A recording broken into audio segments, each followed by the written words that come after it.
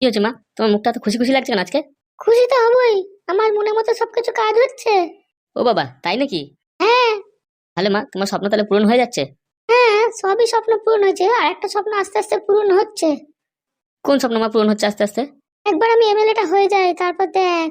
আরে মা, তুমি যদি এমএলএ হও তাহলে বাবার কি হবে? হ্যাঁ, এই বাবা কত ঝামেলা সহ্য করে, তুমি পারবে ওগুলো? কেন, তোর মনে হয় পারবো না? না গো মা, তুমি বাড়ির বউ হয়ে এরকম পারবে করতে? অনেক জ্বালা আছে গো।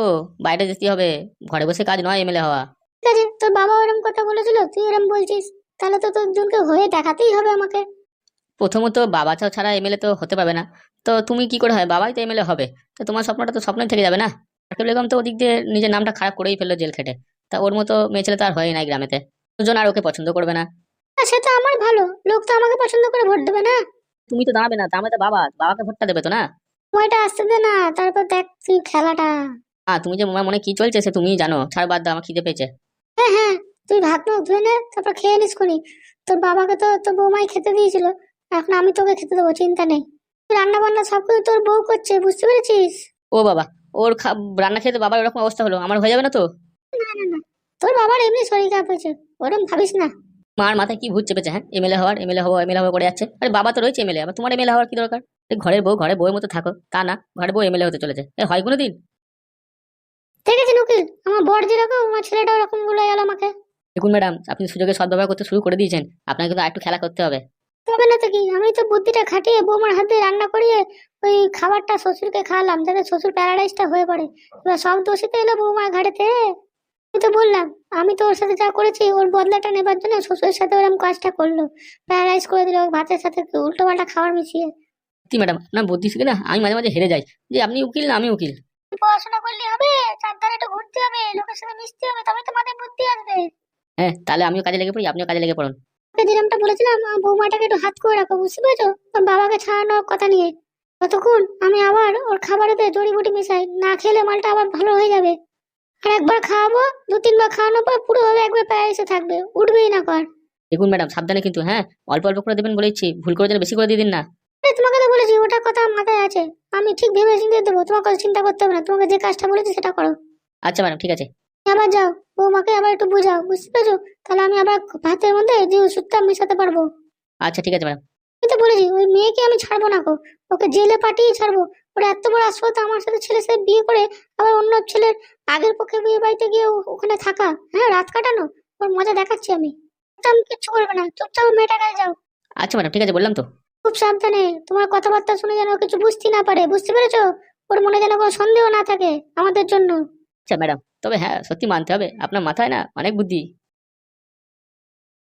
ওকে তো চেনে না, আমি এত বুদ্ধি আছে কি বলবো।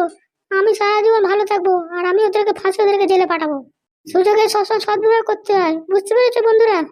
আমার সাথে ফাজলামি ওই রকম চলে না কো। আমার বুদ্ধি তো দেখোনি, খালি দেখতে থাকবা কি থেকে কি হয়। শোনো, তোমরা সবাই দেখতে থাকো ভালো করে, বুঝতে পেরেছো?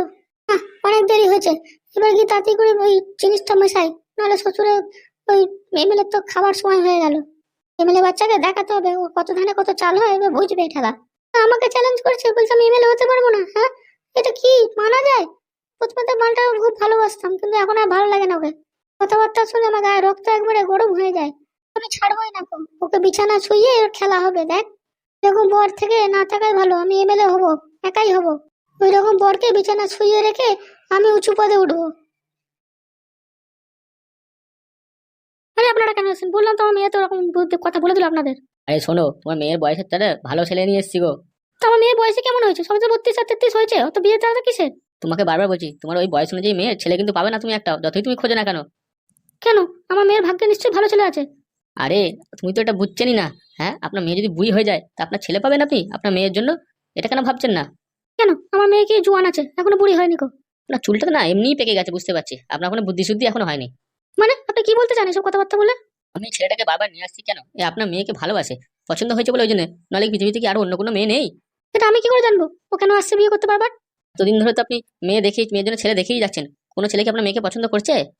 না, সেরকম কোনো ছেলে তো পছন্দ করছে না আমার মেয়েকে। আমি যখন আপনার জন্য এত ভালো ছেলে এনেছি, এটা সরকারি চাকরি করা ছেলে, 25-30 হাজার টাকা মাইনে পায়, তা আপনি সেটা কেন বুঝছেন না? কিন্তু আমি তো বললাম আমার মেয়ে ওই ছেলের সাথে বিয়ে করতে রাজি নয়।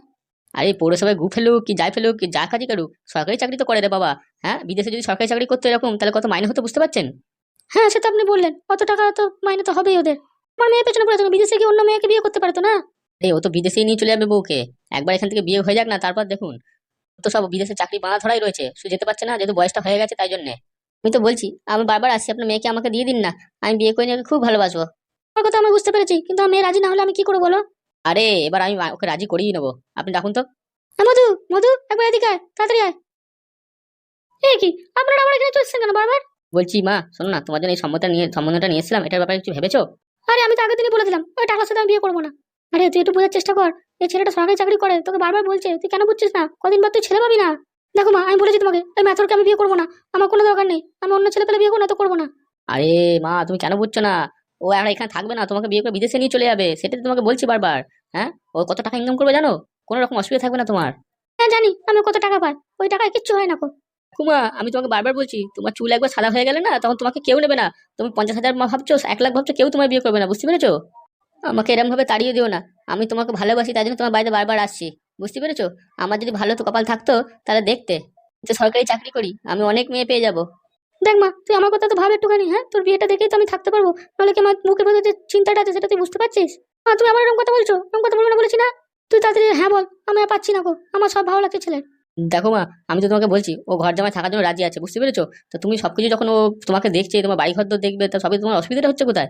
দেখ মা, এরকম আর সুযোগ হাতছাড়া করিস না, বুঝতে পেরেছিস? তুই বারবার তোকে বোঝাচ্ছি, বোঝ একটুখানি। এরকম জামাই আমাদের ঘরে থাকবে, আমাদের কোনো অসুবিধা হবে না গো। তার মানে তোমরা আমাকে শেষকালে ওর সাথে বিয়ে দিয়েই ছাড়বে, তাই তো? দেখো মা, ম্যাথর বলে ওটা মানুষ না নাকি, এমনি তুচ্ছ করো না।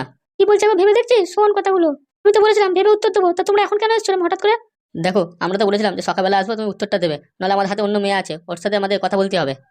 সে তো আমি বুঝেছি, তা আপনি আমাদের বাড়িতে কেন আসছেন? জান ওখানে জানতো।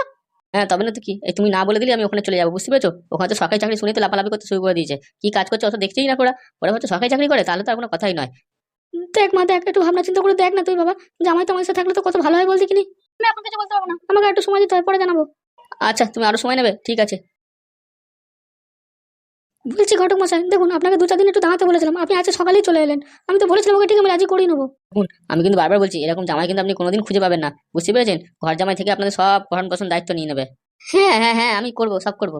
সে তো আমি বুঝতে পারছি, কিন্তু আমার মেয়েটাকে এখনো বোঝাতে হবে, বুঝতে পারলেন? ওকে একটু সময় দিতে হবে, তারপর আপনাদের বলছি আমি। আচ্ছা ঠিক আছে, তাহলে আমি যাচ্ছি, হ্যাঁ। আপনাকে যেটা বলছি শুনুন, আপনি পশ্চিমপাড়া মেয়েটাকে দেখতে যেতে হবে না, বুঝতে পারছেন? আমি রাজি করিয়ে নেবো আমার মেয়েকে। ঠিক আছে, আমরা না আজকে ওখানে দেখতে গেলাম না কো। বাবা তুমি আমার কথা শোনো একটুখানি, আমার তোমার খুব ভালো লেগেছে। ঠিক আছে, তাহলে আপনার মেয়ে রাজি হচ্ছে কিনা আপনি একটু মানিয়ে দেখবেন, আমাকে বলবেন। আপনাকে তো বলছি আমি, ওর মুখ থেকে আমি হ্যাঁ বের করেই ছাড়বো, বুঝতে পেরেছেন? এটা তো হলে খুবই ভালো হয়। আমি খুব শিগগিরই বিয়ের ডেটটা তাদের ফিক্স করে দেবো, বুঝতে পেরেছেন? কিন্তু আমার কাছে যে তাড়াতাড়ি বিয়ে করার জন্য খরচাপাতি তো কিছু নেই, সেটা তো আপনাকে বললাম আমি। আমি তো আছি, আপনার কথা চিন্তা করতে হবে না কো, বিয়ের খরচা আমি পুরো উঠিয়ে নেবো। দেখেছো কত ভালো সুন্দর ছেলে। সত্যি ছেলের মতো ছেলে হয় না গো, খুব বুদ্ধিমান। কি হবে, ঠেলা আছে। বলছি নেদন শোন না, হ্যাঁ বলো মামা, কি বলছো বলো। আমাদের মনে হচ্ছে না কিছু একটা কেসে ফাঁসবো আমরা। এ ফাঁসবো মানে কোন কেসে ফাঁসবো আমরা? আরে, আমার যেন কেমন সন্দেহ লাগছে এই আমার সাথে যা যা হচ্ছে এর উপর নিয়ে। তোদের এত করে বলছি যে ওই কটকটি ঠাকুমার জায়গাটা চেঞ্জ কর, তোরা শুনছিস না কিছুতে। তুমি বলছো তাহলে ওখান থেকে সরিয়ে অন্য কোথাও রেখে দেবো, এটা কি ঠিক হবে? তোর তো মতে বলে তাড়াতাড়ি এই কাজটা করে ফেল, নাহলে কিন্তু খুব বড় প্রবলেম হবে। বলছি নেদন শোন না, আমাদেরও তাই মনে হচ্ছে, কিছু একটা ব্যবস্থা করতে হবে, বুঝতে পারলি? নাহলে কিন্তু যখন তখন কিছু একটা হয়ে যেতে পারে এক জায়গায় থাকলে। দেখ ওই যে প্ল্যানটা খাটিয়েছিলাম ওই হিসেবেই কিন্তু কাজটা করতে হবে, কারণ মানুষজন কিন্তু আমাদের দিকে তাকিয়ে বসে আছে আমরা কখন কি করছি না করছি, বুঝতে পেরেছিস? হ্যাঁ সে আবার বলতি। আমি বলছি রাতের বেলাতে সব কাজ আমাদের সম্পূর্ণ করতে হবে। কেন? রাতের বেলা কেন? একটু সকাল সকাল করলেই তো হয়। রাতের বেলা করলেই তো মানুষজনের নজরে আসবে না গো, দিনের বেলা করলে সূর্য আলো তো সব দেখতেই পেয়ে যাবে তো মানুষজনের। সত্যি নাদন, তুই না ভালো মতনই কথা বলতে পারিস, তোর কথার উপর কোনো কথা হয়? নাদন কখন এই কাজটা করবি? তো তার আগে ওই এমএলএ যে কি করতে হবে, এমএলএ তো কিছু একটা কাজ করতে হবে না? মিলের সাথে লড়বো সেই হাতিয়ার তো আমাদের কাছে নেই। তা বললি কি হবে, আমাদের তো কাজ তো নিজেদের করতে হবে না? ভাই বল না, তোর মাথায় কি বুদ্ধি চলছে বল না। তো তোদের বলছি যে এমএলএ কোনো একটা কমজোরিটা খোঁজ না, ওই কমজোরিটা খুঁজলেই আমাদের সব কাজ একবারে হয়ে যাবে। তুই এমএলএ শত্রু যে কেউ আছে, ওই নাকাল বেগম ছাড়া আর তো কেউ নেই। বলছি লাল মামা শোনো না, তুমি একটা কাজ করো না। হ্যাঁ বল না, আমি সব কাজ করতে রাজি। তোমাকে যে বললাম এমএলএ ছেলেকে উঠাতে হবে, সেটার ব্যাপারে কি হলো? তুই তুই বলেছিলিস, কিন্তু আমি জিনিসটা করবো কি করে সেটা তো ভালো করে বললে, বোঝালি না আমাকে, বুঝতে পারলাম না। আমি তো বললাম যে ওরম ভাবে, তোমার তো বললে হ্যাঁ একদম ওরম ভাবে কাজটা হয়ে যাবে, তো কি হলো? আরে তোর ওই 100% প্ল্যান তো আমাদের কিছু মাথাতেই এলো না কো, তো কি করে বুঝবো আমি, তুই ওরম ভাবে বললি। যখন আমি জিজ্ঞেস করলাম তখন তাহলে তোমরা বললে কেন হ্যাঁ 100% হয়ে যাবে? ভাই তুই চিন্তা করিস না, তুই থাকবি তো হয়ে যাবে কাজ, চল। বলছি তো কি বললো, তবে টাকা দিয়ে বলে রাজি হয়েছে? দেবে না মানে? ও তো আমাকে ভালোবাসে, জানিস না তুই? ও যতই বলো 50,000 টাকা তো এবার দেবেই ও। জি ভাই, তাহলে টাকা নিয়ে ব্যবসা শুরু করবি তো না কি করবি? আরে আগে বাংলা খাবো, তারপরে কাজের কথা চিন্তা করব। কি বলছিস? 50,000 টাকার বাংলা? তুই যে আমাকে করেছিস আমার জন্য, আমাকে যা খাইয়েছিস, সেগুলো কি আমি ভুলবো রে কোনোদিন? বলছি, যখন সব পাইলে আমাকে টাকাটা পাঠাবে, তখন আমার সাথে টাকাটা তুলতে যাবি?